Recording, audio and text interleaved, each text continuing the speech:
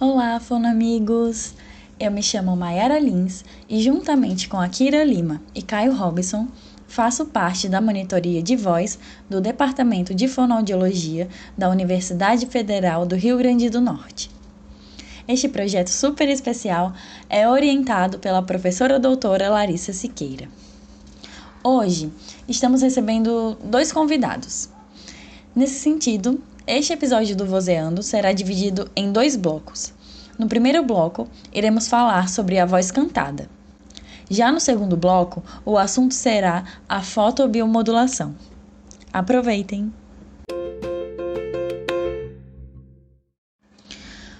O nosso primeiro convidado é o fonoaudiólogo Jonathan da Silva Vitor.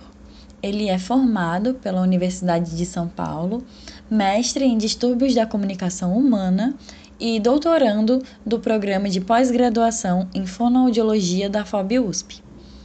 É também membro do núcleo de pesquisa em voz desde 2012 na FOB-USP, contribuindo para a prática clínica baseada em evidência científica. Dedica-se à reabilitação da comunicação humana desde 2016, no âmbito ambulatorial e clínico, principalmente das alterações de voz, fala e motricidade orofacial.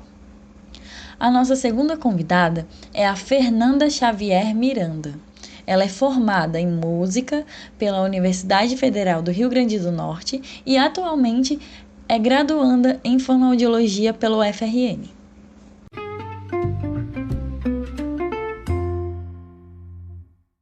Então, antes de iniciar o nosso bloco, eu quero agradecer a presença dos nossos convidados. Muito obrigada, Jonathan, Nanda, por estarem aqui, receberem o convite, né, e aceitarem e compartilharem as suas experiências. Vai ser um prazer aprender com todos vocês hoje.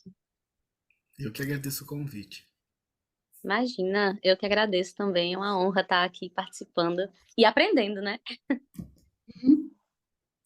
Então, vamos dar início ao nosso primeiro bloco, né, que vai ser sobre voz cantada, com uma pergunta que vai ser direcionada para ambos os convidados. Bom, no momento que demonstramos interesse por cantar, quando descobrimos os mistérios que envolvem a nossa voz, é comum que a partir disso a gente procure profissionais que auxiliem na utilização e cuidado desse instrumento tão lindo e único, né? Sabemos que ambos, né, tanto o professor de música como também o fonoaudiólogo, são profissionais que trabalham com a voz. Nessa perspectiva, eu gostaria de saber, e é uma dúvida que é minha, mas também é dos meus amigos e da minha irmã até, qual é a diferença do trabalho do professor de canto e do fonoaudiólogo? Existem funções limitadas para cada profissão? Por exemplo, o professor de música fala, ó, meu trabalho vai daqui até aqui e o seu dali até lá. Existem limites que o professor de canto não pode cruzar, assim como para o fonoaudiólogo? Nos esclareça as funções de ambos e como eles podem trabalhar juntos. Nossa, a pergunta é a mais comum de todas, Mayara.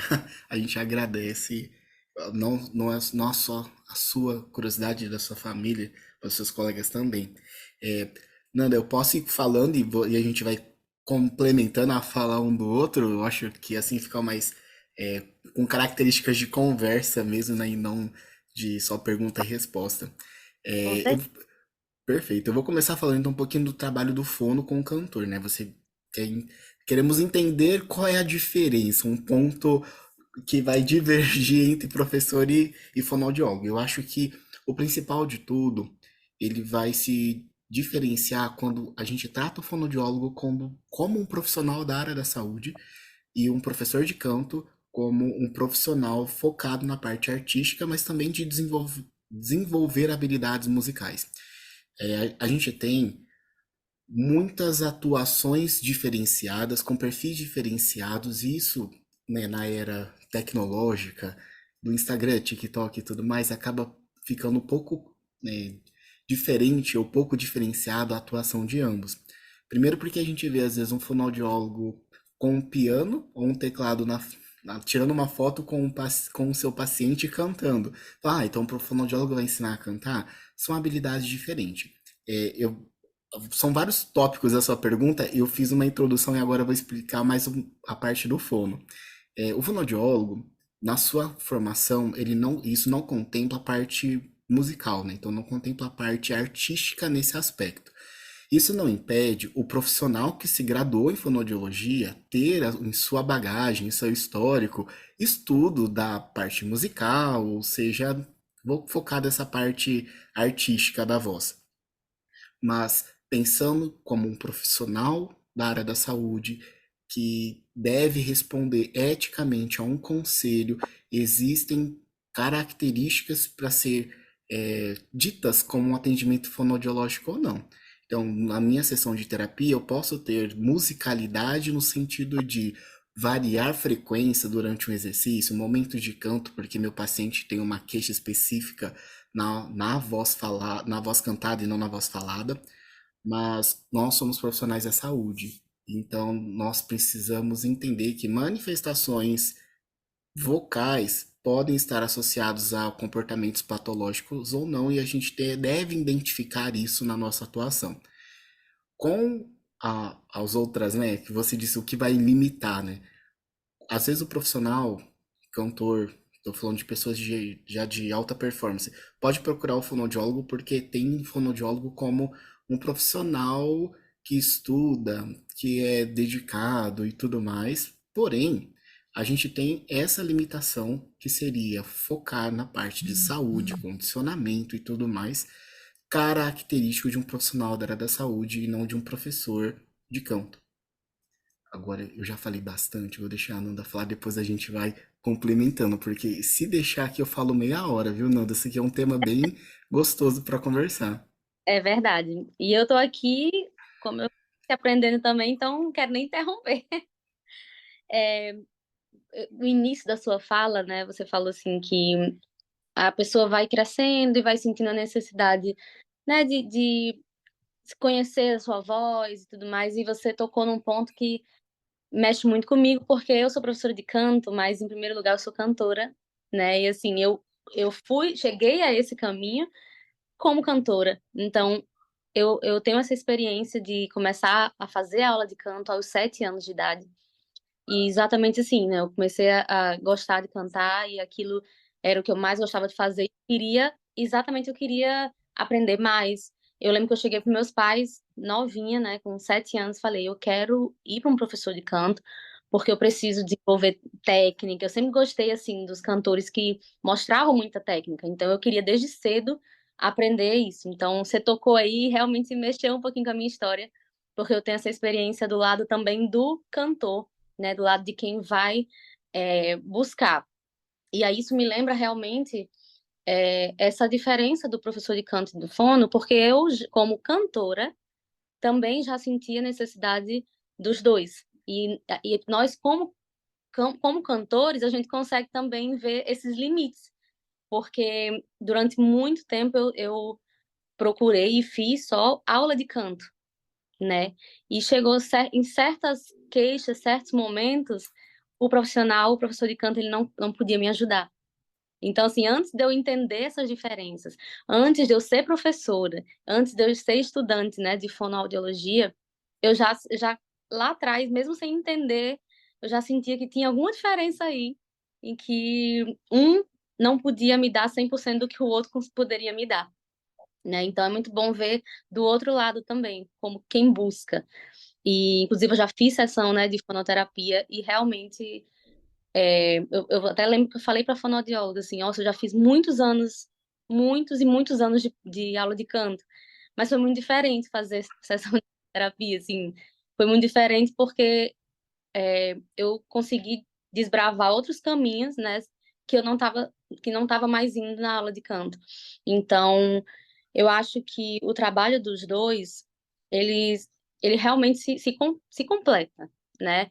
Tanto que eu, como professora de canto, eu senti a necessidade de fazer a faculdade de fonoaudiologia, porque chegou um certo ponto em que eu não conseguia avançar em certos casos com alguns alunos, né? Eu percebi que hoje em dia a questão de queixas vocais, né, assim, vem aumentado muito, porque as pessoas cada vez estão com um uso inadequado maior e abuso, né? E, enfim, milhões de coisas que a gente sabe.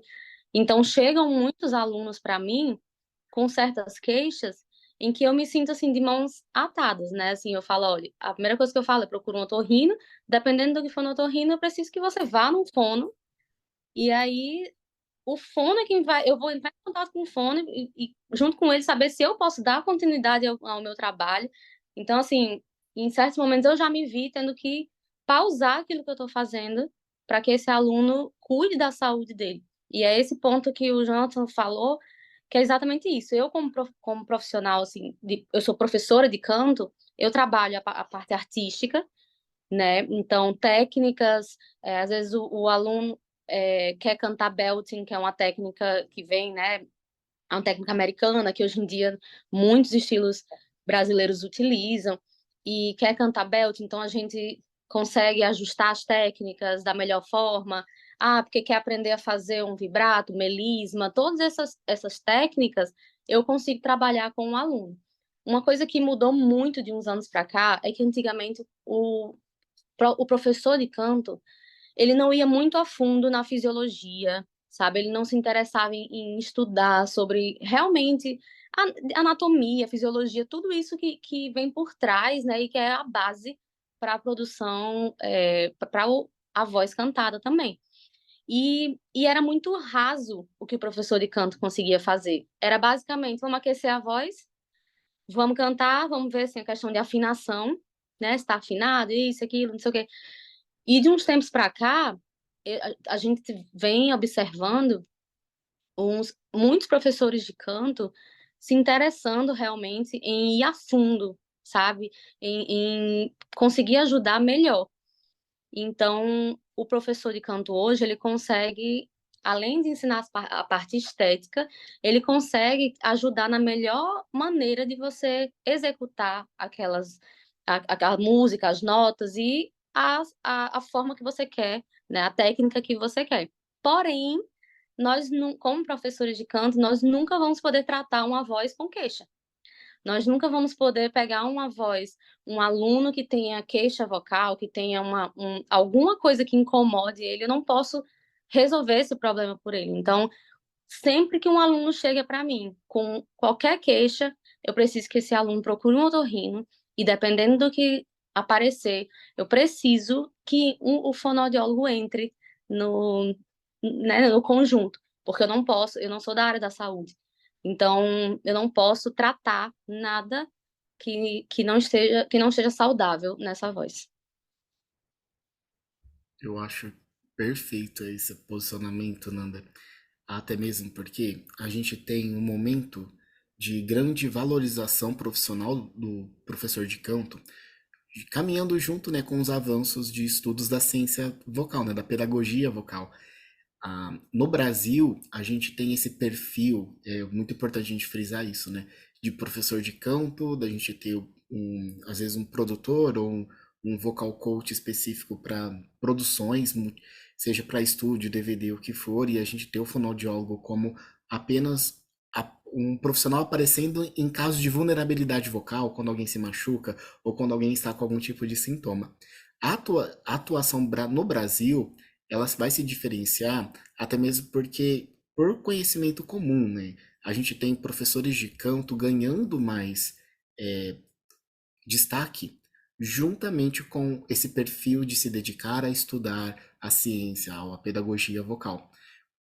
Eu ainda acredito, Nanda, que eu vou ver, talvez em breve, a gente tendo uma profissão consolidada com, às vezes, com sistemas de conselho organizando, né? Porque é uma profissão muito digna, importante e aí, além do mais, eu acho que fundamental para artista, para você poder ter orientação. Às vezes, quando nós trabalhamos aqui, né, no Brasil com artistas muito específicos, seja para voz falada, para voz cantada de um estilo musical do gospel, do rap, do funk, do sertanejo, são várias variações ou são específicas vertentes que a gente consegue se debulhar ou se dedicar para o estudo.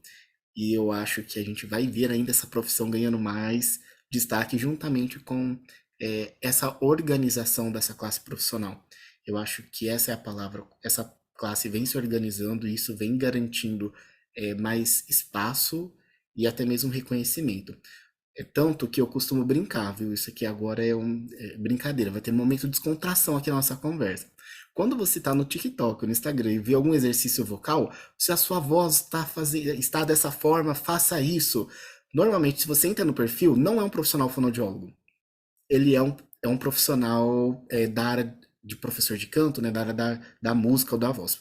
Justamente porque a gente tem um sistema de conselho que ele impede ou limita a nossa atuação profissional nesse aspecto para garantir ética e seriedade, né? Então, o fonoaudiólogo ele não deve ensinar técnicas fonoaudiológicas à torta e direito. Existe toda uma responsabilidade porque nós somos profissionais da saúde. Então, sempre isso vai permear os nossos posts para quem trabalha com essa população também. E às vezes, nossa, Jonathan, você trabalha com cantor, por que você não posta dicas e tudo mais? Nós conseguimos postar, né, coisas de conhecimento comum, seria saúde vocal e tudo mais, talvez fazer lives mais afinco, mas ensinar técnica é uma outra limitação. Também, como a Mayara estava apontando na dúvida, né, quais são as limitações? E eu acho que dentro da parte do professor de canto, ainda a gente tem o bom senso que vai limitar algumas coisas, né? Em relação a essa consciência de eu tenho uma atuação focada na parte de produção artística e desenvolvimento de habilidades musicais. Isso é muito importante a gente falar. Até mesmo porque eu trabalho aqui em Bauru com muitos cantores e faço preparação para escolas de canto, né? Então eu faço meio que um curso intensivo para professores de canto.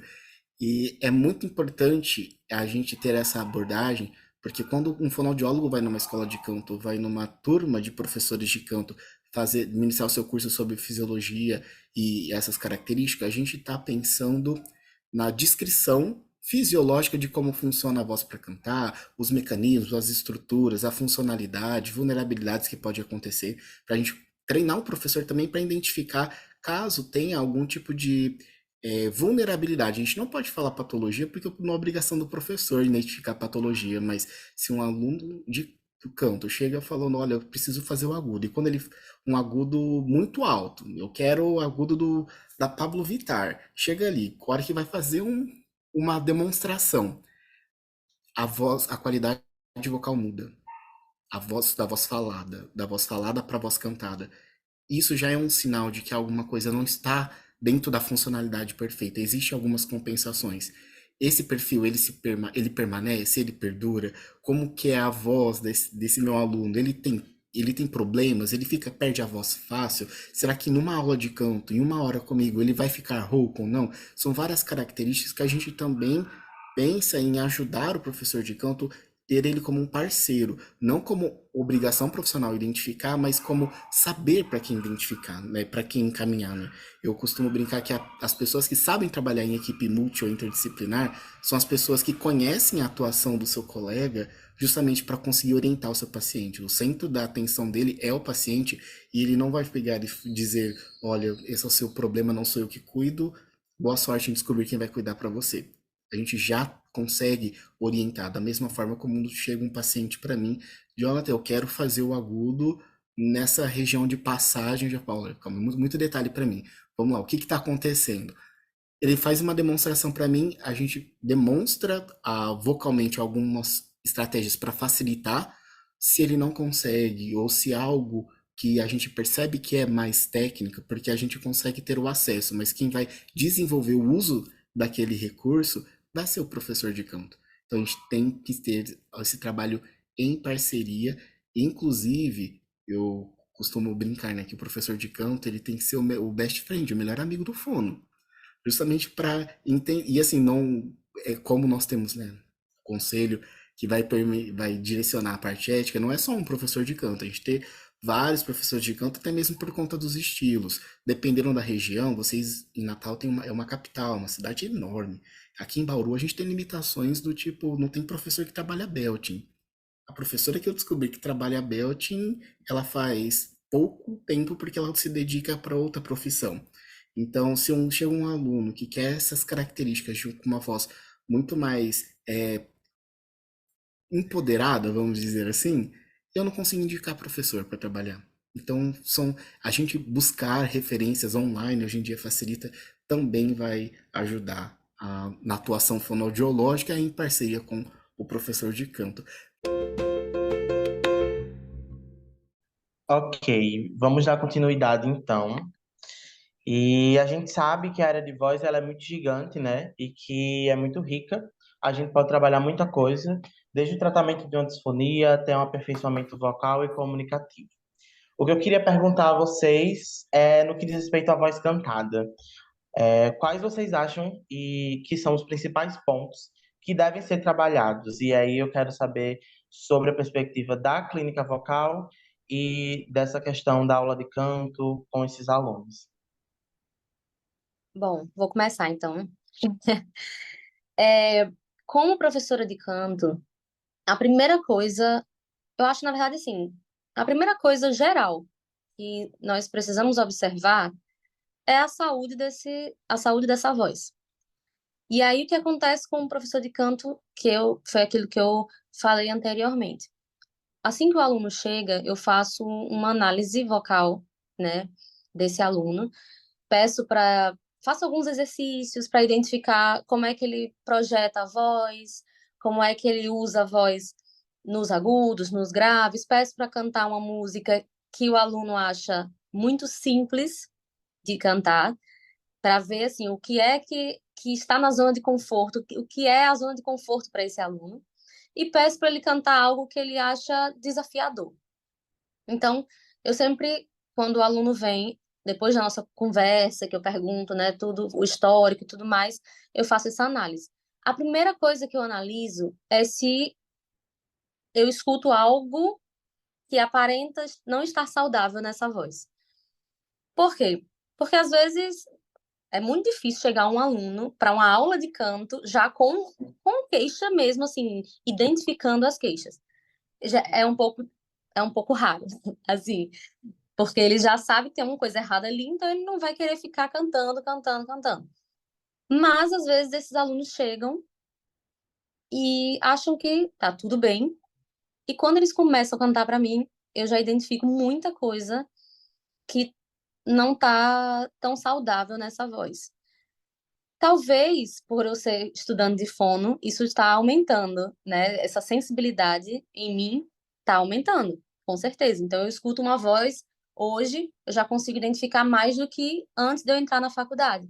Mas, mesmo assim, como eu sempre fui uma pessoa que estudar, né? Sempre gosto de estudar muito, de ir atrás, então eu sempre gostei de ser, eu sou dessa nova leva dos professores de canto que gostam de saber mais, né, para ajudar cada vez mais. Então, eu sempre olhei isso, identificar se tem algo que não tá tão saudável nessa voz. Por quê? Porque se não tiver, eu vou dizer, olha, vou precisar que você vá ao otorrino e faça um exame, né, para ver as pregas vocais. E é engraçado que eu sempre falei isso, eu sempre disse assim, você vai chegar no otorrino e vai dizer, fui começar uma aula de canto e a minha professora de canto pediu para eu vir aqui, tal, tal. Eu sempre pedi isso. E já aconteceu, de eu pedir isso e voltar com um diagnóstico de uma fenda e precisar ir para fono, foi para fono, parou um pouco as aulas, quando a fono falou que ele podia retornar, retornou. Então, a primeira coisa é isso, escutar se essa voz está saudável, né, para mim, para o que eu escuto. Aí a segunda coisa, acho que para o profissional de canto, são as coisas básicas que a gente chama, que é a afinação, se esse aluno ele consegue estar no ritmo, né? Como é que está também essa a coordenação com a respiração, são coisas que a gente olha de cara. A mais gritante é a questão com a afinação. Então, se o aluno entra na aula e eu já faço os primeiros exercícios e eu percebo que esse aluno não consegue afinar, aí nós, antes de entrar num processo de treinamento vocal, nós vamos fazer um processo de percepção musical. E aí é que entra o ponto do professor de canto, professor de música, né? Nós estamos ali para a área musical. Então, nós não estamos também apenas para a voz. Se esse aluno chega, às vezes muita gente me pergunta assim, todo mundo pode cantar? Eu sou super desafinado, posso fazer aula de canto? Pode, porque tudo isso a gente pode treinar. E um profissional de canto, ainda mais eu que me formei em música, licenciatura, eu fui treinada para ensinar música no geral, né? Não foi nem canto, né? Música no geral. E quando o aluno tem essa dificuldade na afinação, antes da gente treinar a voz, nós vamos treinar a percepção dele. Porque não adianta nada eu deixar a voz linda e toda desafinada. Não adianta, né? Então, assim, os primeiros passos do professor de canto, para mim, são esses. Porque aí depois a gente eu costumo dizer que a gente vai montar a estrutura e depois a gente vai enfeitar. Eu na aula, ui, cai aqui. Eu na aula, eu adoro fazer analogias, adoro, sabe, trazer bastante a imaginação. E eu gosto de falar que a gente primeiro precisa montar a árvore de Natal e depois a gente vai enfeitar. Então, para a gente montar essa estrutura da árvore, o cantor ele precisa estar afinado na música, ele precisa seguir o andamento da música, seguir o ritmo, né, da música, e ele precisa conseguir respirar sem estar cortando as palavras. Depois que ele faz isso, a gente pode começar a colocar os enfeites. Aonde colocar uns vibratos, aonde colocar um melisma, aonde a gente pode botar mais dinâmica na música, algo mais forte, algo mais suave, uma, uma, um falsete, uma voz. Já vou falar aqui de soprosidade, aí já vem para a parte da fono, que parece algo ruim, mas a gente utiliza a soprosidade, né, como técnica. Então, primeiro a gente monta essa estrutura, depois a gente vai enfeitar, colorir e deixar a música mais agradável aos nossos ouvidos. Perfeito. Acho que eu posso seguir então, Akira, falando. Perfeito.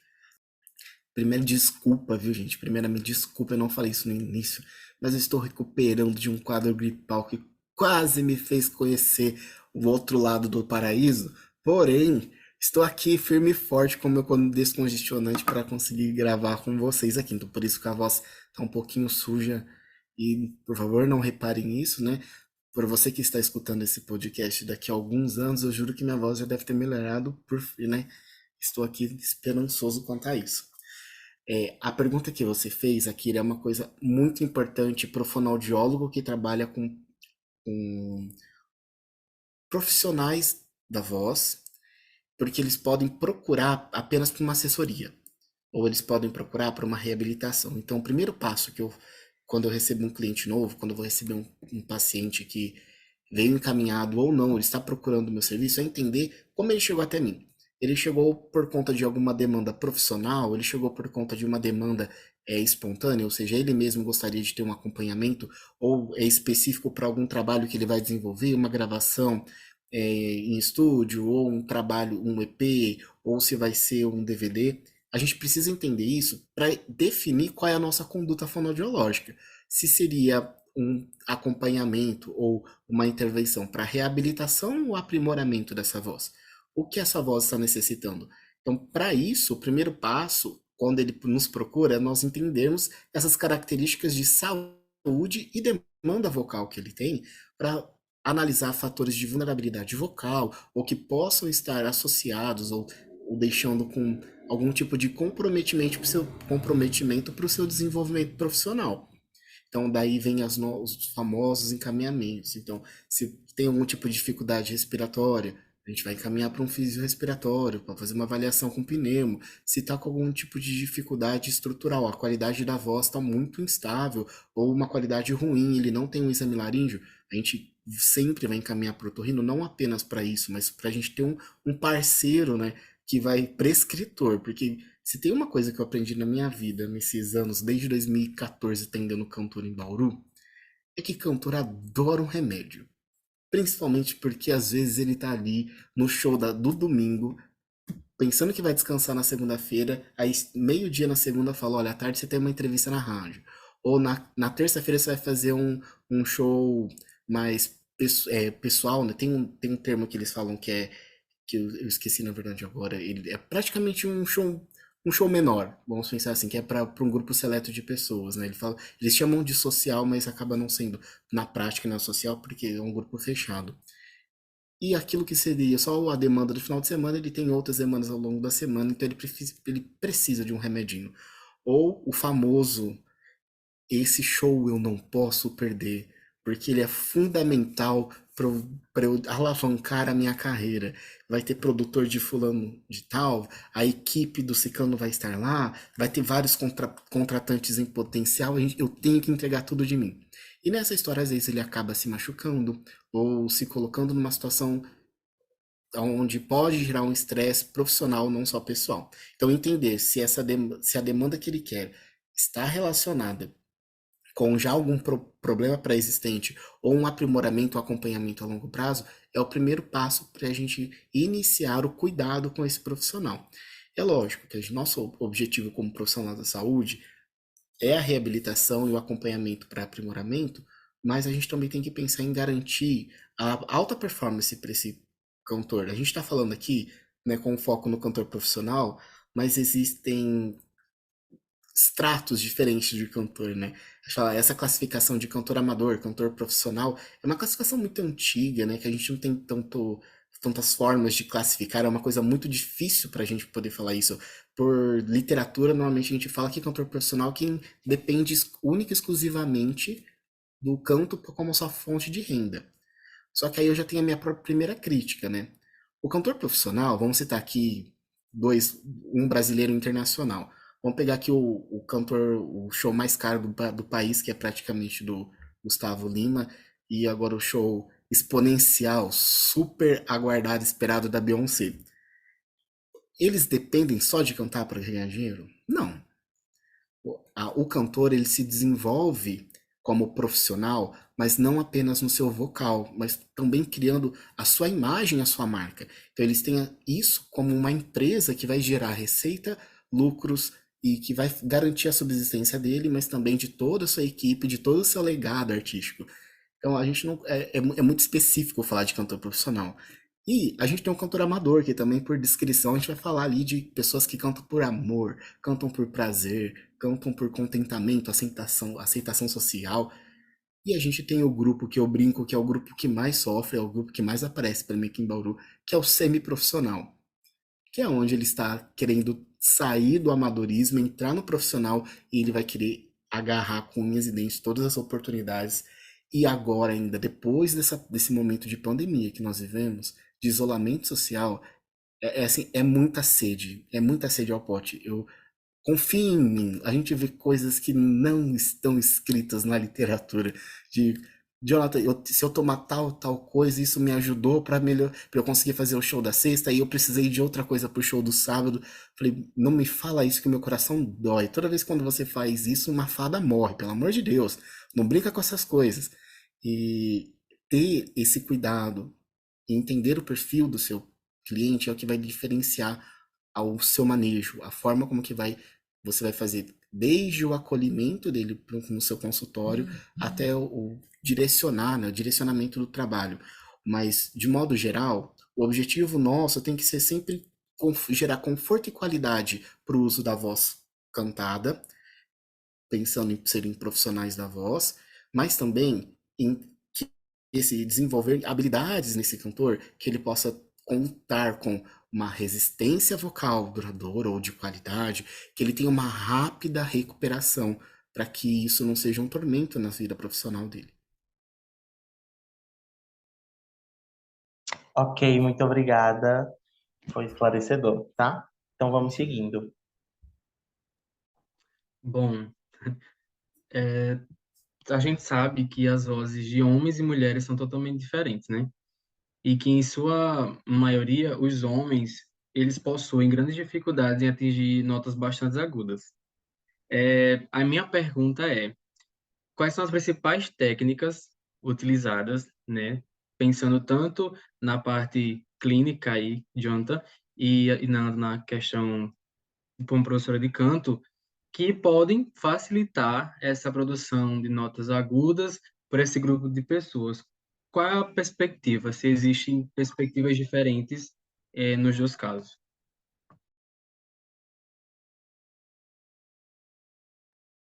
Oi. Vamos lá.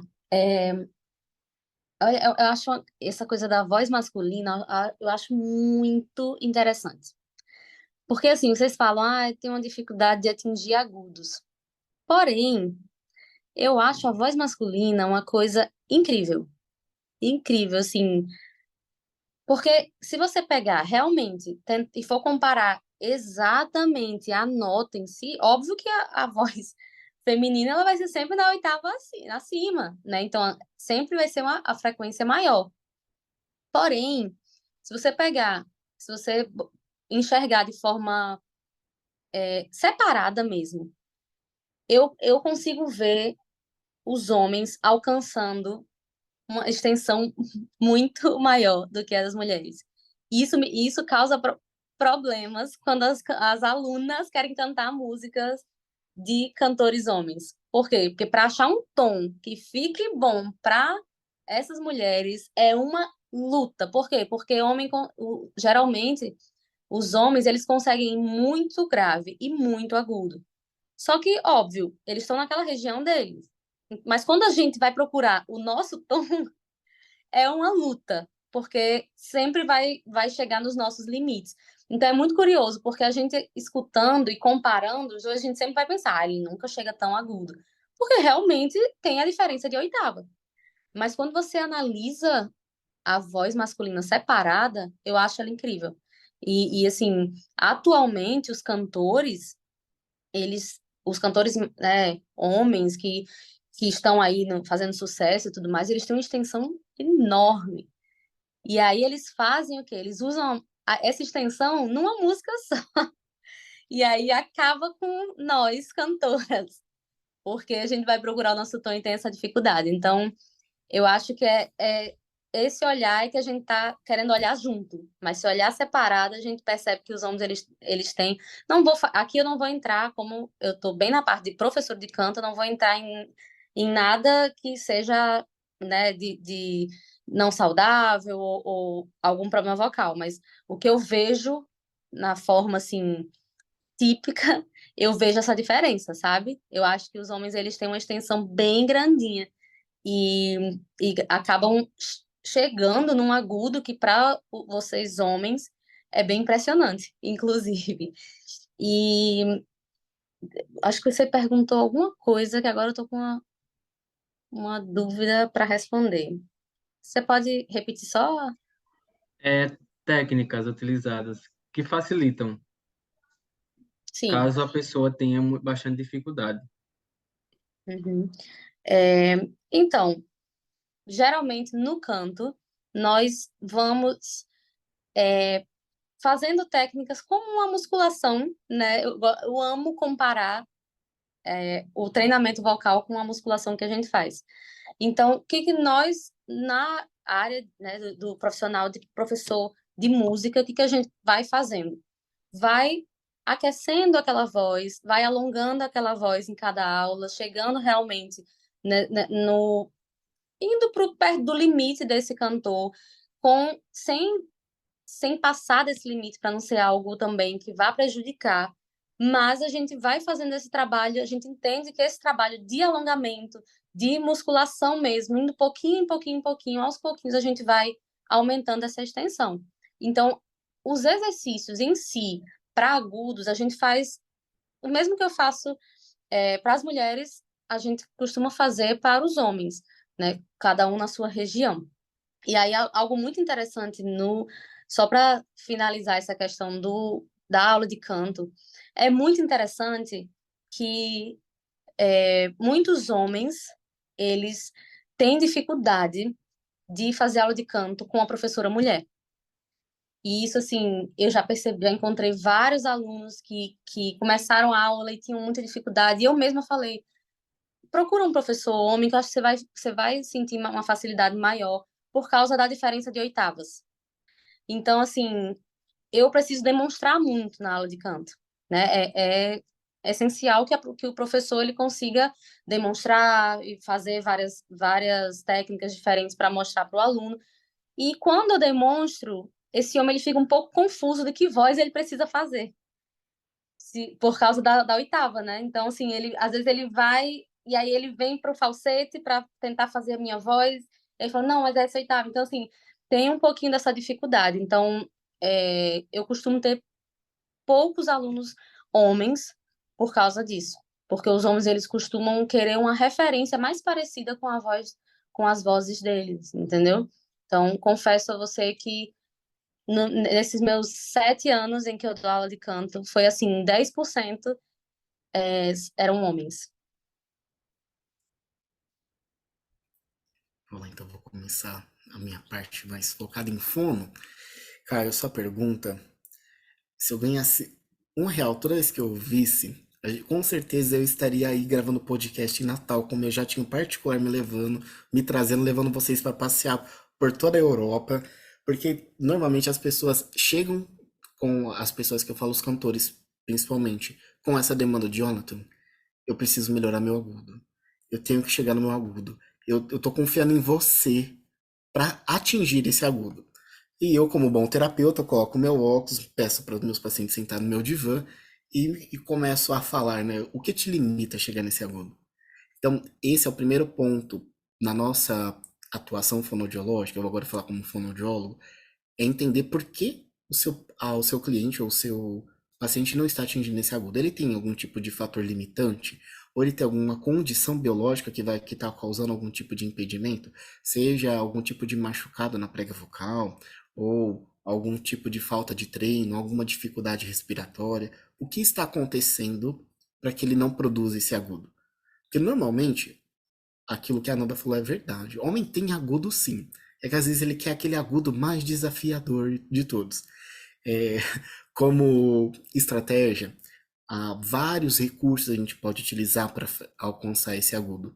Mas a gente precisa entender, e a avaliação precisa mostrar isso para o fonoaudiólogo, para o clínico, por que ele não fez esse agudo? Foi algum tipo de falha ou dificuldade de controle respiratório? É algum tipo de falha ou controle na fonte, ou seja, nas pregas vocais? É algum tipo de falha ou dificuldade no filtro, ou seja, nos ajustes de ressonância e articulação? São vários fatores que vão facilitar e às vezes a gente não precisa, Caio, de fazer um exercício em específico. É de senso comum e notoriamente divulgado na internet, os exercícios de trato vocal semi-ocluído, né, virou praticamente o chaveirinho do cantor, né, chacoalhando um Lax Vox, com a garrafinha soprando bolinha na água, e faz story e tudo mais. Essa não é a única técnica que consegue chegar, né? Não, fazer chegar no agudo. É lógico que é uma técnica que facilita, que tem por um objetivo, né? Toda uma biomecânica que vai trazer uma voz mais econômica, projetada, com conforto e qualidade. Com cantor, isso já é comprovado cientificamente, assim, mais do que arroz e feijão é bom para a saúde. Só que a gente precisa entender o que aconteceu com esse cantor que ele não fez o agudo. Normalmente, não é só um aspecto de atingir aquela nota. Às vezes atinge com o conforto e a qualidade que ele quer, ou com a sonoridade que o paciente quer, ou no caso do professor de canto, com a sonoridade ou o ornamento que o cantor vai conseguir produzir. No geral, eu costumo brincar com esses três aspectos, tanto da fonte, do fluxo e do filtro, para ver se isso é em qual nível está esse tipo de dificuldade de alteração para chegar nesse agudo. Mas diferente do professor de canto, quando o fonoaudiólogo trabalha com um cantor e ele chega com essa demanda de eu não atingir o agudo, eu preciso atingir o agudo dessa música, a gente tenta fazer com que ele acesse esse agudo para que no treino ele tenha essa memória muscular de acesso, né, para poder acessar de modo mais rápido, mas sistematizar esse uso depende muito do treino diário do seu cantor. Então eu costumo falar que paciente que não treina não faz agudo, paciente que não treina não consegue ter resistência, paciente que não treina não tem uma rápida recuperação.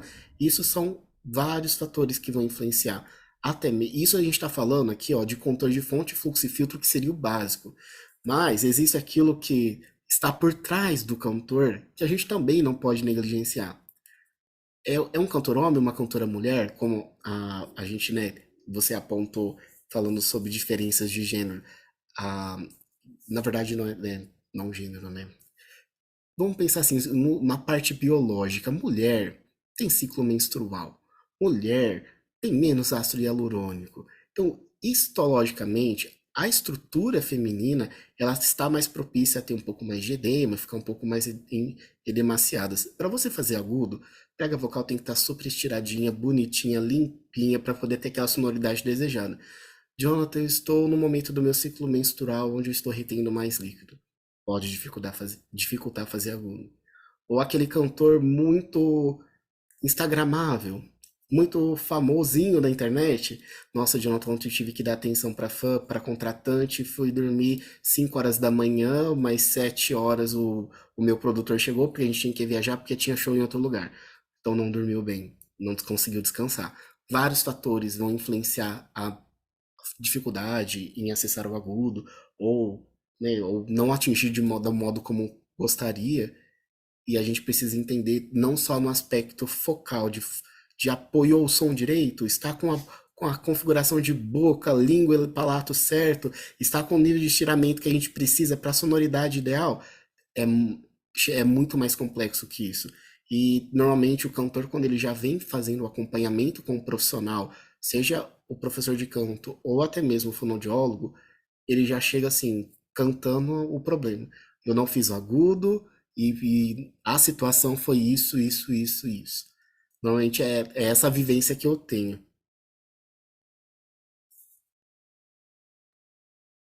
Uma coisa que eu acho muito interessante em citar, importante mesmo citar, é que a gente está falando da parte bem técnica, né? E assim, mas existe algo muito decisivo e que afeta demais, que é a parte psicológica. Então, assim, os agudos, eles, eles vêm com um peso muito grande emocionalmente. Agudo, agora eu falando como cantora, né? Quando a gente pensa assim, eu fazer agudo, tal, que vai impressionar, o agudo ele vem com uma carga. Ele não é simplesmente, uma partezinha da música. Não, é a parte da música, sabe? Então, esses desafios que a gente tem nas músicas, desafios vocais, eles vêm com uma carga emocional, um peso que pode afetar bastante a execução. Porque, assim, continuo falando como cantora e como já tive muita experiência de me colocar em situações em que estava muito, né, muito nervosa, muito ansiosa, em situações em que para mim, eu não podia errar de jeito nenhum, tem que impressionar, porque cantor é assim, ninguém quer errar, ninguém quer desafinar, quer fazer feio, quer ter uma quebra vocal, ninguém quer fazer isso na frente das pessoas. Costumo dizer que a nossa voz, ela é algo muito íntimo nosso, assim, é a nossa, é um pouquinho do nosso ser, é a nossa voz. Então, quando a gente expõe, a gente tá expondo realmente um pouquinho de dentro da gente. Então, assim, essa coisa de não poder errar, não poder desafinar, não poder, é muito forte. E nós, cantores, nós carregamos esse peso. Então, o fator emocional, ele é um ponto crucial, porque você pode ter uma técnica maravilhosa, mas se o seu psicológico não te ajudar, tudo vai fechar ali. Eu digo porque eu já passei por situações assim, onde eu treinei muito, a técnica estava incrível, nos ensaios estava assim a coisa mais linda do mundo. Quando eu me coloquei na situação, a voz quase não saiu. Eu não tive controle, entendeu? Então, assim, essa coisa do emocional precisa ser dita. Porque às vezes a pessoa fala, eu não consigo fazer agudo, não sei o que. Às vezes é o peso que ele coloca nesse agudo, quando vai chegando, gente, tudo, o corpo inteiro vai ficando, vai mudando ali. Às vezes você perde o controle daquilo que você está treinando para fazer. Então, é uma coisa que deve ser pensada, sabe? Deve ser trabalhada também essa parte. Então, não é só assim jogar técnica e ver, e fazer treinamento, mas ver o que que aquele aluno, o que que aquele paciente ou aluno, enfim, ele está passando, né, para fazer esse agudo. Se é algo que ele está muito nervoso para fazer. Eu já tive aluno que entrou na minha sala e na aula experimental a voz não saiu. Numa aula experimental, o aluno se tremia na minha frente, sabe? E ele ficava muito nervoso. Ai, meu Deus, não tá saindo a voz, não tô conseguindo. Então, assim, a questão emocional, cada um tem o seu peso, né? Cada um tem a sua história de vida, então vai afetar muito, outros essa questão emocional nem pode nem afetar. Mas é um ponto importante a ser citado também.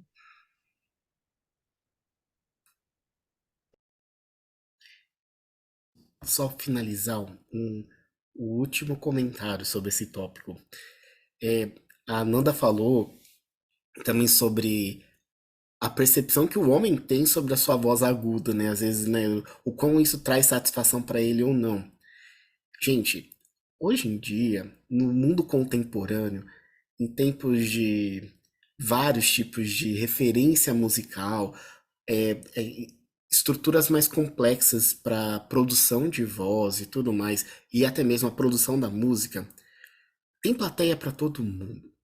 Ah, um grande ponto que eu acho legal a gente comentar, Nanda, é que para a professora de canto poder definir se um agudo tá bom ou não, ou se o aluno está desenvolvendo uma extensão vocal, ele precisa não fazer a passagem para voz de cabeça. Então, a hora que a gente está medindo ali a tessitura vocal do seu aluno, ele não está entrando em voz de cabeça. Tá bom, malha bastante para o aluno conseguir fazer aquele agudo em voz plena, né? Usa mix, usa belt, usa apalato, língua, um zilhão de coisas, pinta e borda. Só que a gente existem, né? E a gente tem no mercado diversas maneiras de se produzir brincando com uma sonoridade de voz de cabeça. E aí entra também, Caio, um pouquinho sobre esse estigma que a gente tem sobre o agudo. Por muito tempo, vamos pensar assim, né, com tecnologias mais ultrapassadas para gravação, hoje em dia a gente tem uma tecnologia muito melhor e muito mais avançada, até mesmo de digitalmente a gente criar todo o som, às vezes só fazer a captação de áudio, né, da voz do cantor. A de voz aguda, o timbre mais agudo, tanto do cantor homem quanto da mulher, ele está relacionado muito também com as características de harmonia e produção da voz, perdão, do instrumental para gravação. Então, às vezes, dependendo do estilo da música, do instrumental que vai ser utilizado como produção ou ornamento, ele necessariamente precisa ter uma sonoridade mais aguda para que tenha mais destaque e não seja aquela música que a voz passe muito batida do instrumental. Porque quando a gente está ouvindo um CD, nossa, eu entrego a minha idade aqui, assim, né? Quando estamos ouvindo o Spotify, quando a gente está ouvindo uma música digitalmente falando, a gente quer ouvir o vocal. A gente tem o musical trazendo, né, todas as características que marca a melodia, tempo, harmonia e tudo mais, só que o vocal é o diferencial daquele cantor. Senão ele vai ser uma banda ou uma banda de instrumento. É isso que vai diferenciar. E na produção dessa música, ela também se espera uma sonoridade mais aguda do timbre da voz por questões acústicas, né, de produção e até mesmo para manipular ou editar esse som para virar, né, a música final para mostrar para as plataformas digitais. E eu costumo brincar aqui, eu falo, né, que tem muitos cantores que direcionam um pouquinho diferente disso, tá? A gente tem a banda Maroon 5, que os agudos são praticamente, a maioria, tudo aquela voz um pouco mais passada, um agudo muito mais leve, diferente daquele agudo bem marcante do pop, que a gente esperava, que era um agudo um pouco mais pesado, que é mais comum a gente ver em intérpretes femininas. Então, a gente tem esse momento do nosso contexto histórico, mostrando os avanços da tecnologia, mas também de ornamentos, né, e opções de produção musical que estão valorizando mais a identidade vocal do seu artista, independente da sonoridade. Da mesma forma como a gente tem intérpretes femininas que estão fazendo muito sucesso interpretando músicas com os tons mais graves.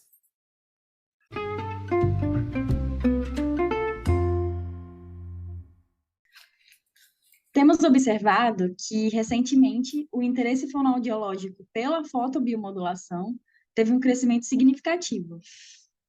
Gostaríamos que o senhor desse início a esse segundo bloco do nosso podcast, falando um pouquinho sobre o que é a fotobiomodulação. Fala para a gente quais são os estudos que o senhor tem feito.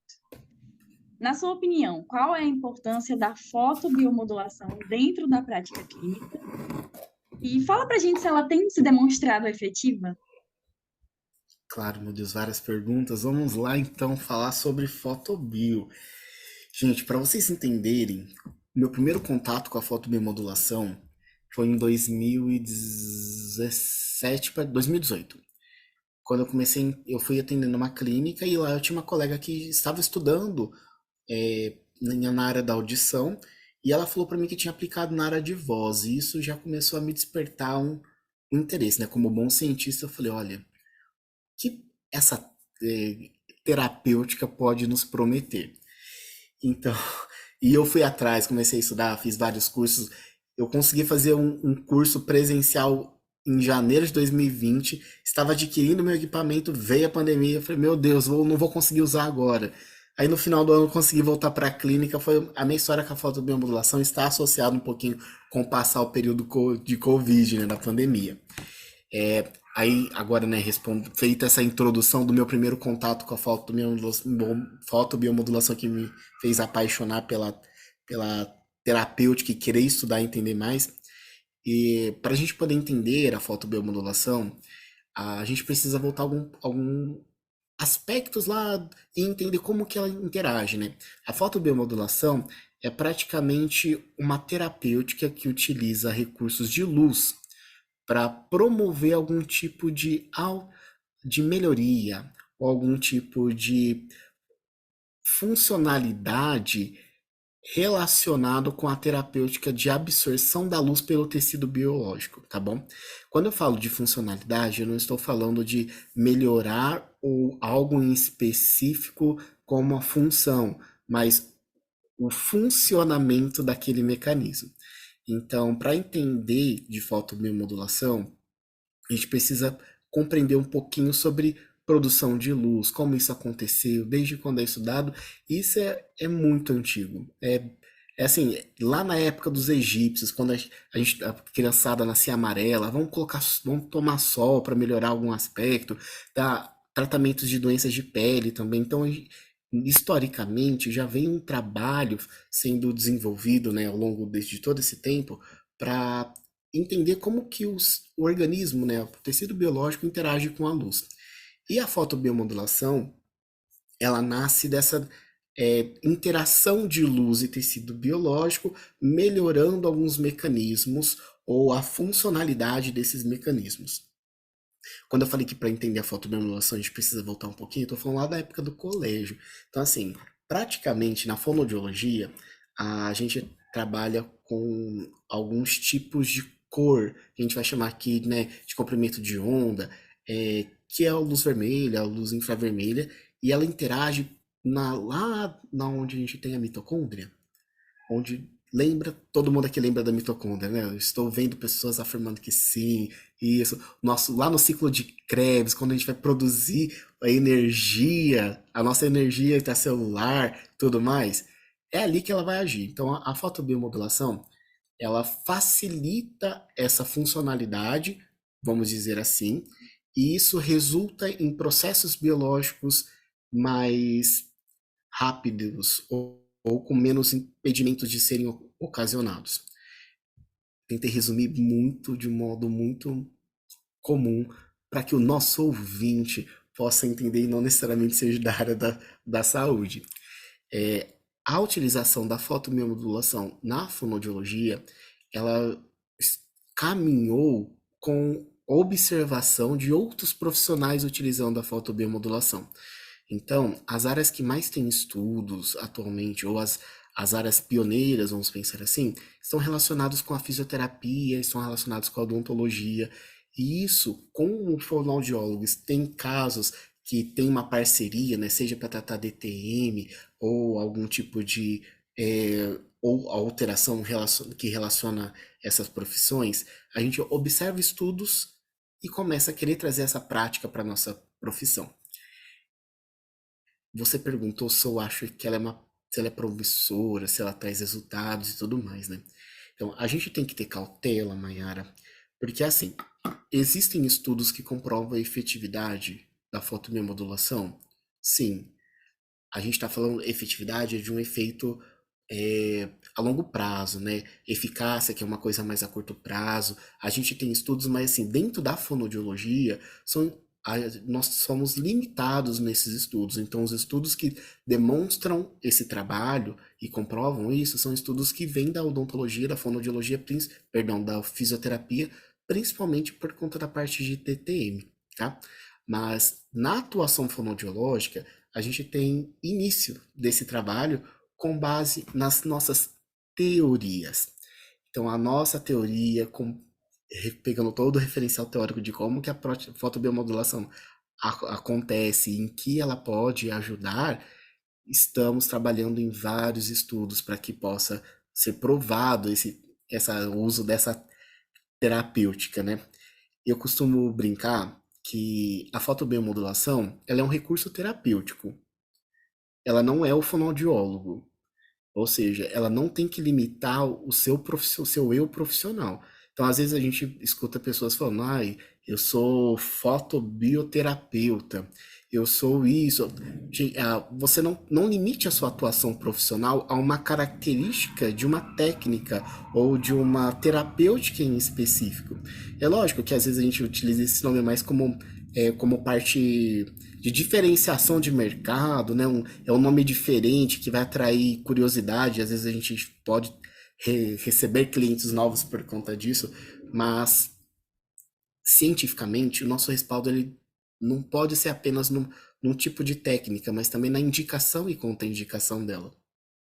Dentre as perguntas que você estava comentando ali no início, que é o start para a gente poder falar de fotobiomodulação, tem uma coisa importante que é entender quando a gente vai indicar o uso dessa técnica e quando não é indicado o uso dessa técnica, porque senão acaba ocorrendo um uso indiscriminado.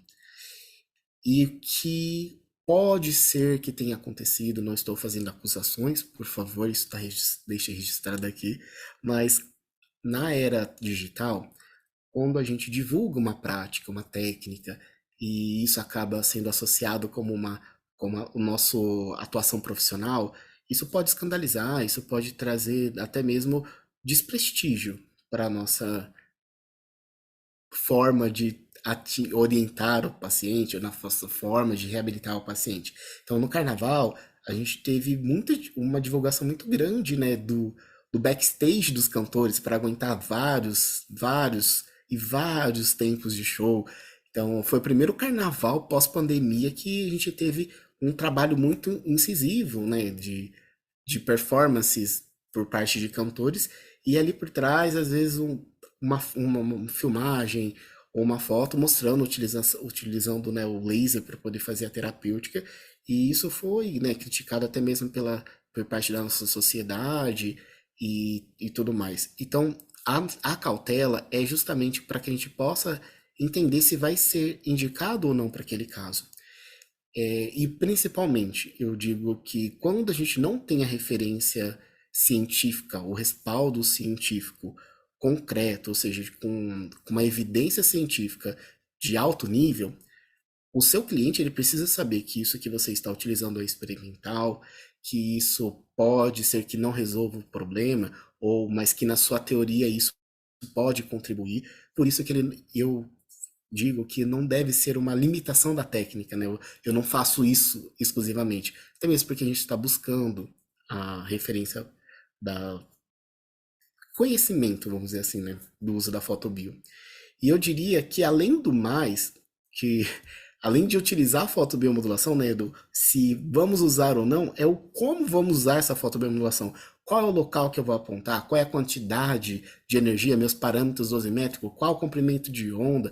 Quantas vezes por semana? Então, são análises muito mais profundas que a gente precisa fazer para entender se vale a pena a indicação ou não, ou se o resultado vai ser compatível com aquilo que eu espero para aquele caso. Eu acho que eu consegui fazer uma introdução sobre isso que você me perguntou, mas pode perguntar se você quiser saber mais afinco de algum tema que eu possa ter passado desapercebido. Não, o senhor respondeu perfeitamente bem. E é isso, é tudo experimentado, né? Inclusive os exercícios. Tem exercícios que a gente observa que são benéficos para os pacientes, exercícios que não são benéficos, e é tudo testado. Por isso que existe a prova terapêutica, né? Então, Exato. Inclusive, o referencial teórico que a gente tem da fisioterapia é que seria interessante a gente fazer exercícios após a fotobiomodulação, ou seja, após usar o laser. Mas tem pessoas que fazem concomitantes, então, ou seja, são momentos experimentais, então a gente precisa desenvolver ainda o nosso referencial teórico fonoaudiológico para embasar mais a nossa atuação e confirmar, né, esses benefícios que em horas são teoria e que a gente acredita, né, e quer colocar em prática. E até mesmo uma problemática que eu discutindo, né, com os casos aqui em Bauru, porque no meu doutorado eu faço fotobiomodulação em cantores amadores. E a gente faz uma proposta de terapia que já está descrito na literatura, né, que são os exercícios de função vocal, mas a gente tem um momento anterior que a gente faz a aplicação da fotobiomodulação. E as minhas dúvidas sempre são, nossa, mas qual é a quantidade de energia que eu utilizo? E vamos lá para o referencial teórico. A fotobiomodulação na área de voz, ela vai ajudar a tirar edema, melhorar cicatrização, ela vai ajudar a ter mais resistência muscular, né? Ter resistência à fadiga, vai ajudar na recuperação mais rápido. São ótimos, são ideias perfeitas que vão ajudar muito o meu paciente. Mas como foi feita essa aplicação lá no estudo? A maioria delas foram feitas ou em animais, ou seja, que a distância da pele até a laringe prega vocal é bem menor comparada à proporção com um ser humano, ou foram diretamente ali in vitro, né, numa cultura de células. Então são coisas diferentes, porque aqui eu não estou colocando o laser diretamente na prega vocal. Será que ele vai ter essa mesma terapêutica? Ele vai ter esse mesmo efeito? Então, eu costumo falar aquilo que é muito comum em congresso, para quem frequenta congresso científico, que é, para quem veio aqui buscando respostas, não fique triste porque eu tenho mais perguntas do que respostas para fazer. Então nós temos questionamentos que vai direcionar, né, a academia, né, a parte científica para desenvolver estudos e melhorar a indicação dessa técnica. Jonathan, então você diz que não, em teoria a gente está atirando no escuro? Não, temos estudos que vão dar fundamentos, que vão dar direcionamento para a gente, seguridade quanto à indicação dessa técnica, tanto que o Conselho Federal de Fonoaudiologia reconheceu como um recurso terapêutico a ser utilizado pelo fonoaudiólogo. A gente tem um guia de orientação de indicação para fotobiomodulação emitida pela Sociedade Brasileira de Fonoaudiologia, que vai ajudar a gente também a entender um pouquinho dessa terapêutica e acreditar naquilo que é importante.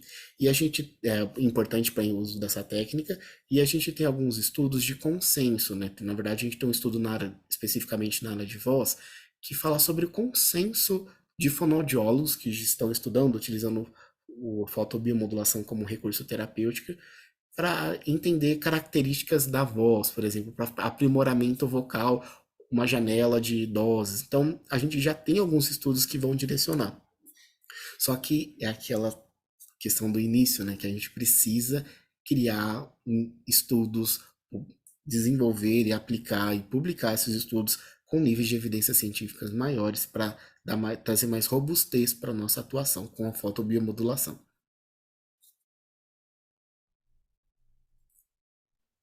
Bom, a gente sabe que na contemporaneidade, né, atual, ainda não se tem muitos estudos na literatura sobre a questão da fotobiomodulação com a voz, como você mesmo falou.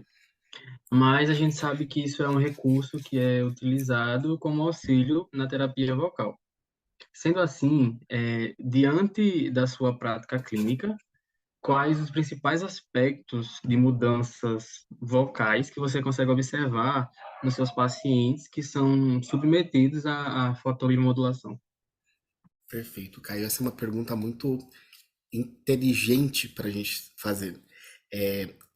A maioria dos estudos que a gente consegue entender ou tem registrado no uso da voz são em pessoas com voz saudável. Ou seja, em teoria, não tem problema laríngeo, a qualidade da voz é uma qualidade vocal adaptada ou equilibrada, ou seja, uma voz boa. Então, quando a gente trabalha com a fotobiomodulação, a gente espera que vocalmente essa voz responda de alguma forma diferente, ou seja, ela era normal e agora continua normal? Sim, porque pelo princípio da não, né, maleficência, a gente não pode indicar um recurso que vai fazer mal para o paciente, ou seja, a voz era boa antes e vai continuar boa.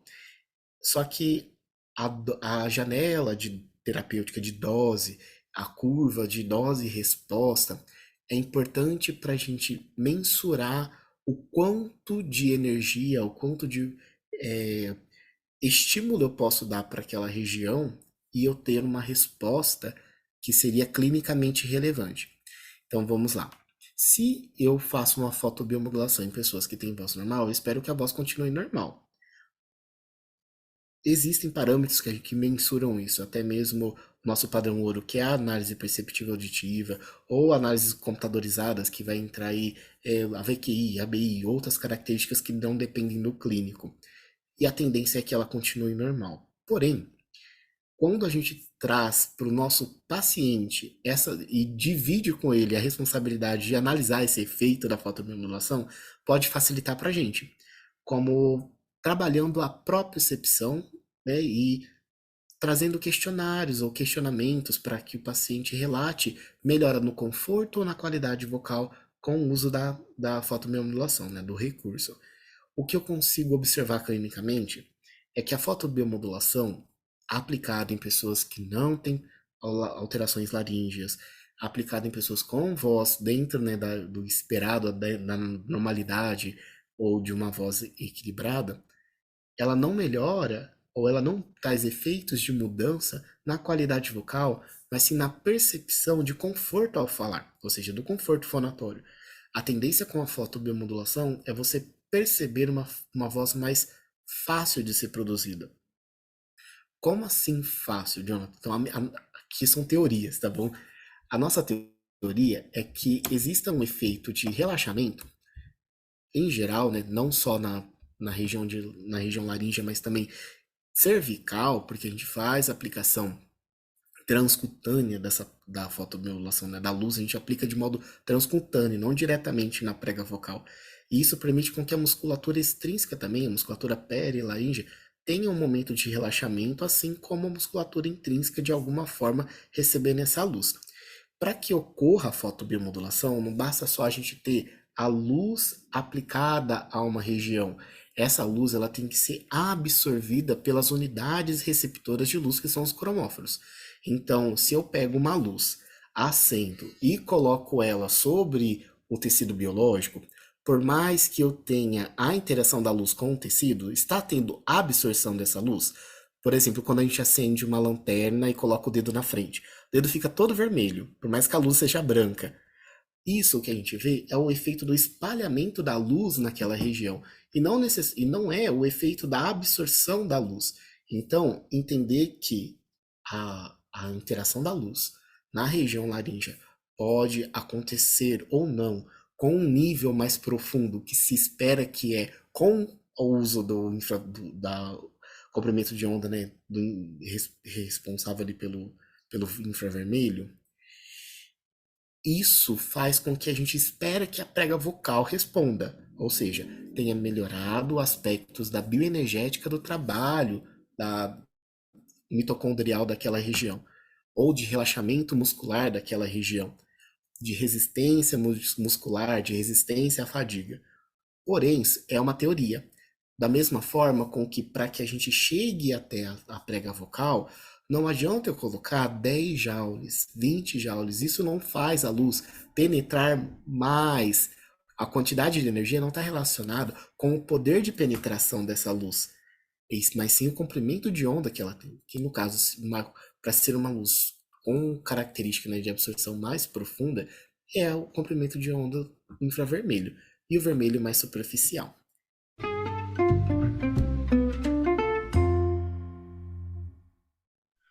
Tudo bem, pois vamos nos encaminhando para a última pergunta, tá?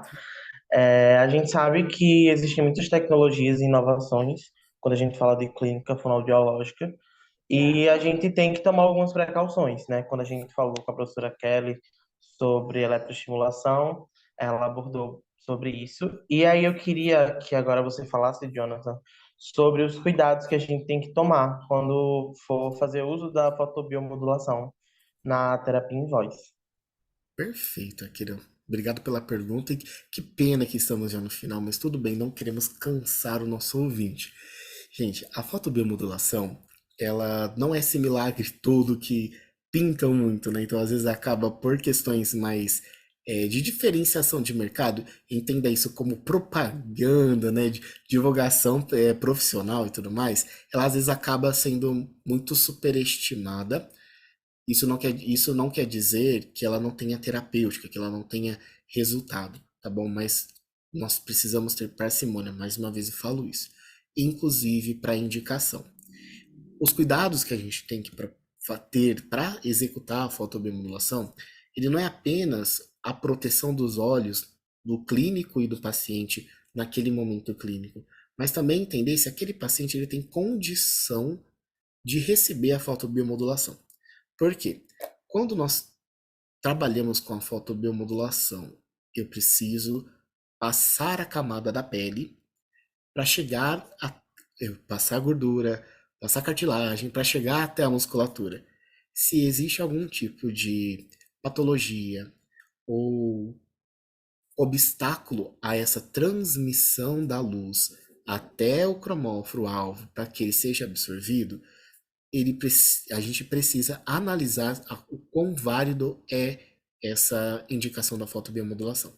Por que eu falo isso? Doenças de pele, em geral, com o uso da luz, ou seja, com a exposição da luz, elas aceleram esse tipo de metabolismo patológico. E não é isso que a gente quer. Eu não quero que o meu paciente que tem vitiligo tenha uma alteração, né, do acompanhamento da doença por conta do uso da fotobiomodulação no pescoço ou na região facial. Paciente que tem melasma, o paciente que está utilizando fazendo algum tipo de tratamento de pele. Eu não posso deixar ele com esse risco de ter algum tipo de problema. E já aconteceu isso comigo, às vezes na minha pesquisa uma cantora queria participar e na entrevista, lá no tudo bonitinho, checklist completo de indicação para participar da pesquisa. Tá tomando algum remédio? Não, só tô fazendo um tratamento de pele. Ah, qual? Estou tomando Rocutan. Então, o Rocutan é um tratamento muito, muito forte. E tem essas características de pele que pode tornar mais sensível, mais suscetível. Inclusive, ela apontou, não, mas é só eu usar protetor solar que eu não tenho problema. Mas esse é o problema, porque eu tiro quando eu vou fazer a fotobiomodulação. Quando a gente vai fazer a aplicação da fotobiomodulação nessa parte, né, externa, não intraoral, pelo amor de Deus, a gente tem que fazer uma limpeza para tirar características que podem impedir essa transmissão da luz, que seria a oleosidade da própria pele e tudo mais. Então, eu faço uma limpeza com gás e álcool 70 na região para poder fazer a aplicação. E quando a gente tem um machucado naquela região, ou a região alvo, que é a região da laringe, o homem usa barba, ele está disposto a tirar a barba para fazer a fotobiomodulação? Normalmente eles não gostam, viu, gente? Já fica aí, já fica aí o registro. Eles não gostam muito de mexer no desenho, design da barba para poder fazer isso, mas acabam por, né, a essa estima do tratamento com a fotobiomodulação, acaba aceitando algumas coisas. Então, nesse aspecto, é importante entender também. E vale ressaltar que, em cima de regiões ou lesões não diagnosticadas ou não identificadas, a gente não faz fotobiomodulação. Você não sabe como que aquele tecido vai reagir com o estímulo da luz. Em região que está dolorosa ou que está com algum tipo de coloração ou aspecto diferente, a gente também não faz. Por mais que eu costumo frisar muito bem que o fonoaudiólogo que utiliza a fotobiomodulação, ele tem que ser responsável para a aplicação da fotobiomodulação na estrutura que ele está aplicando, pensando na funcionalidade. Então, se eu trato aquilo, eu posso utilizar o recurso. Se eu não trato, por que você quer usar esse recurso? Como já aconteceu comigo. Nossa, Jonathan, eu vi que laser é bom para cicatrização. Eu fiz uma cirurgia aqui no pé. Queria saber se não pode fazer um laser aqui para me ajudar? Eu falei, olha, cara, poderia muito te ajudar, mas e se eu te atrapalhar?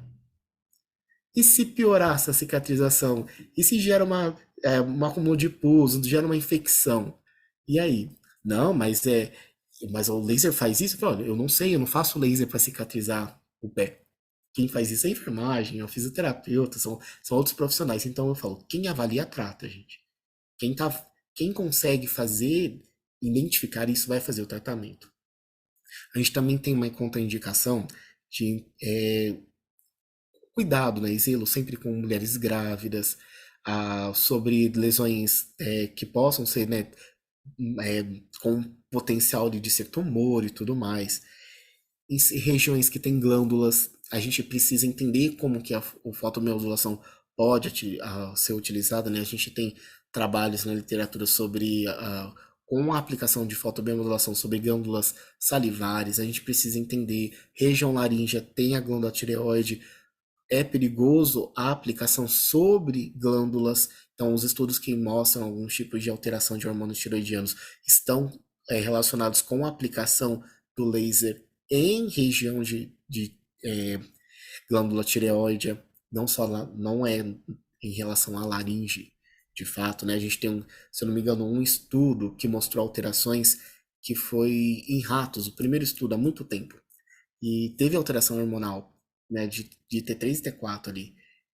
Mas foi um estudo em rato, ou seja, com certeza deve ter pegado glândula tireoide, e se eu não me engano, nesse estudo era da parte de odontológica, inclusive. E a gente tem, Akira, uma contraindicação que aí foge dependendo do nível de expertise ou experiência que o profissional tem, que é sobre medicamentos fotossensíveis. Quando a gente faz tratamento com ácido e tudo mais, eles são fotossensíveis, não pode estar em exposição à luz e tudo mais, é comum para identificar. Mas a gente tem inúmeras drogas sintéticas que a gente consome no nosso dia a dia para ajudar na nossa qualidade de vida. Seja um remédio para dor, como dipirona, seja remédio para controle de diabetes, como insulina. Então, são remédios, ou seja, drogas sintéticas que são fotossensíveis. Vale a pena a gente conversar com o nosso paciente antes e entender se ele consegue utilizar antes ou depois, ou acertar o nosso momento de aplicação para que esteja longe, né, do consumo desses medicamentos. Eu não estou falando que o uso do laser na fonoaudiologia tira efeito de medicamento de uso contínuo de paciente. Até mesmo porque, para que ele tenha, né, esse nível de efeito, de anulação de efeito, a gente tem que fazer laser sistêmico, ou seja, no sangue, que vai mudar todo, né, esse mecanismo de farmacocinética do medicamento, da absorção do medicamento e funcionalidade dele.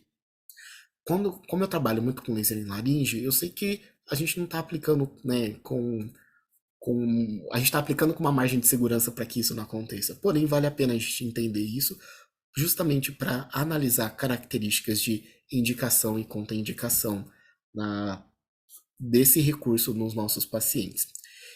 Para poder finalizar a minha fala agora sobre a fotobiomodulação, eu costumo dizer que tudo que priva a gente de alguma coisa é algo que precisa ser muito bem pensado para ser utilizado. Então, se eu usar a fotobiomodulação, vai me privar de fazer algum outro tipo de coisa? Ah, não, porque ela é ótima pra gente, existe um estudo que prova isso e isso. Mas às vezes o clínico ele acaba se pegando muito a uma técnica que melhora a situação ali bioenergética e se esquece do essencial, que é o contato humano e o trabalho com a funcionalidade, que é a sua profissão. Então, o próprio Conselho de Fonoaudiologia, junto com a sociedade, tem esses pareceres mostrando que a fotobiomodulação ele é um recurso terapêutico fonoaudiológico, né? Pode ser utilizado por fonoaudiólogo, mas ela deve ser associada com práticas terapêuticas fonoaudiológicas com exercícios focados na funcionalidade. Então, às vezes, vale a pena entender quais sessões podemos usar a fotomodulação, quais casos, e não se deixar perder com a promessa do recurso, porque senão a sua terapia de 45 minutos, você vai passar 45 minutos aplicando luz com a esperança, né, e com a vontade de observar o resultado terapêutico dela, só que a funcionalidade, que é o principal, que a gente precisa estar com uso frequente e contínuo para a reabilitação dos nossos pacientes, acaba se perdendo. Então, não vamos perder esse nosso feeling terapêutico por conta de uma técnica. A gente vai usar a técnica, perdão, a gente vai usar um recurso, a gente estuda, se prepara, capacita para que a gente indique de modo assertivo e tenha conhecimento e domínio para ao utilizar aquele recurso, mas não se esqueça da sua profissão de base, do seu juramento de cuidar da melhor forma possível do seu paciente.